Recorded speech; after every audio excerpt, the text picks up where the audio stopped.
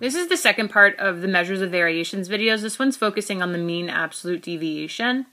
So as you watch this video, it's actually a short video. It doesn't have very many examples. It doesn't make you try very many, but please do complete the video worksheet and do write down the one example in this video just to make sure that you know. Use your sheet that I gave you in class yesterday that has the steps, because that could really help you so that you don't have to write down the steps. The mean absolute deviation is basically the average of the differences of each data point to the mean of the data points. So when you're calculating this, you're first going to calculate the mean of all of the different numbers in your data set. And then you're going to take each of the numbers in your data set and subtract the mean from it, or subtract it from the mean.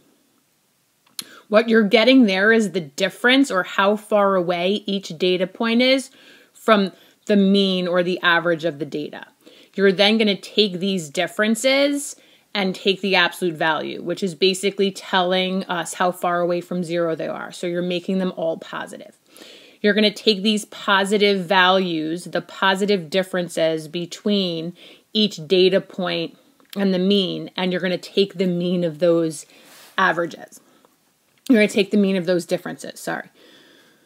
So in the end, what you're going to get is the average of the differences between each data point and the mean of the data points, which is going to tell you how far away each data point is from what would ideally be the middle-ish of the data set.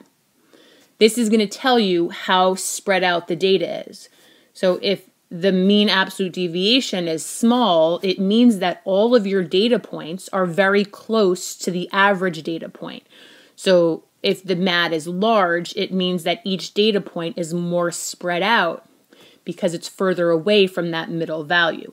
So if you have clumpy data, if you have data that's all in the 90s, your MAD is going to be small because each data point is going to be very close to the average. Whereas if you have data that's between 1 and 100, your average is going to be could be around 50, in which case your MAD is going to be potentially very spread out.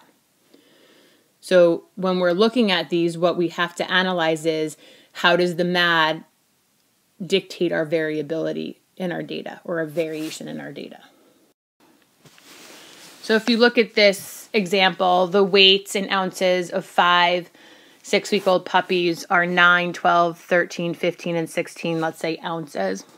Calculate the mean deviation, or the mean absolute deviation, for this data. So the first step is to find the mean of the data, and if you don't remember how to find mean, you add up all your data points, you find a total, and then you divide it by the number of data points you added up.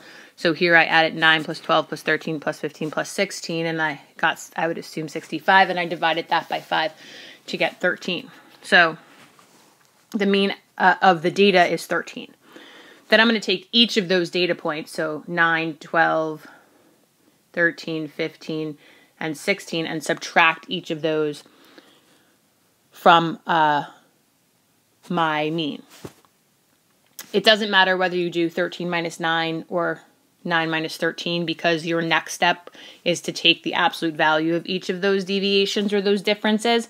So the absolute value of -4 would be 4, the absolute value of -1 would be 1, and 0 is 0, and 2 is 2, and 3 is 3. You then take those absolute deviations, the absolute value of those differences, and you find the average of those points again. So to calculate, you would add them all up. So you would do 4 plus 1 plus 2 plus 3, and you would get 10. And you would divide 10 by 5 because there are 5 data points, and your mean absolute deviation is 2. What this is basically telling you is that the average difference between each data point and the average of the data points is 2 spaces. So if you look at your data points, you should be saying to yourself, okay, that sort of kind of makes sense, because when I calculated the mean was 13. And if I look at my differences here, my differences there show me that, yeah, it's approximately 2 spaces away from 13. Here, this is 1, this is 0, this is 2, that's 3, and this is -4, so that skews it a bit, but in the end, it should be about 2. Just like the interquartile range, the smaller the MAD, the smaller the mean absolute deviation, the smaller the variability in the numbers are, which means the closer the numbers are as a whole to each other.